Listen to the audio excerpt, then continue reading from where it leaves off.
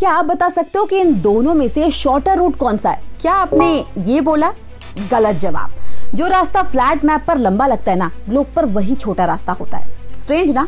अब देखिए, हम इस मैप पर स्वेज कनाल को ही शॉर्टेस्ट सी रूट समझ रहे थे, लेकिन रियलिटी डिफरेंट है।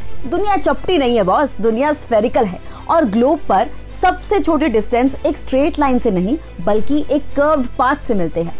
इसी कॉन्सेप्ट को कहते हैं ग्रेट सर्कल नेविगेशन। जो डिस्टेंस नॉर्थ पोल और साउथ पोल में कम होता है वही इक्वेटर पर सबसे लॉन्ग होता है। एयरलाइंस और शिप्स भी इसी रूल को यूज करती हैं और इसी वजह से आर्कटिक के ऊपर निकलता है नॉर्दर्न सी रूट, एशिया और यूरोप के बीच का असली शॉर्टकट। स्वेज कनाल की कंपैरिजन में नॉर्दर्न सी रूट 9000 किलोमीटर तक शॉर्टर रूट है, जिससे ट्रैवल टाइम भी अप्रोक्सीमेटली 10 से 15 दिन कम हो जाता है। मतलब कि फास्ट डिलीवरी, फ्यूल की भी बचत होगी और ट्रेड में ज्यादा मार्जिन मिलेगा। अब आप लोग बोलोगे कि अगर ये इतना ही फायदेमंद है तो इससे पहले क्यों नहीं यूज हुआ?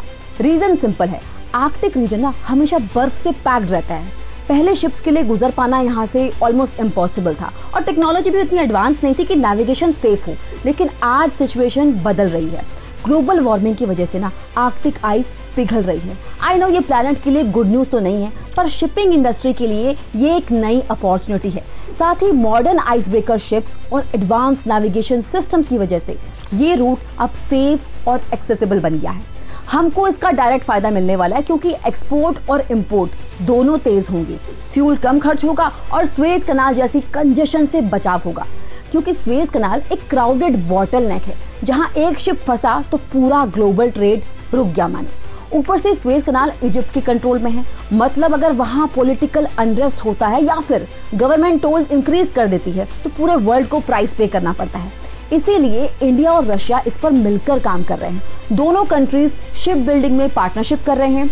इंडियन सेलर्स को आर्कटिक ट्रेनिंग मिल रही है और एनवायरमेंट प्रोटेक्शन पर भी कोलैबोरेशन हो रहा है। मतलब एक रिलायबल और लॉन्ग टर्म पार्टनरशिप जो कि ट्रेड को सिक्योर करेगी। तो अगली बार जब आप नॉर्दर्न सी रूट का नाम सुनो ना, समझ लीजिए कि ये सिर्फ एक न्यू सी रूट नहीं है, ये है इंडिया के ग्लोबल ट्रेड का असली गेम चेंजर। अब आप बताइए, आपको क्या लगता है, स्वेज कनाल ज्यादा रिलायबल है या फिर आर्कटिक सी रूट? कमेंट करके बताएं।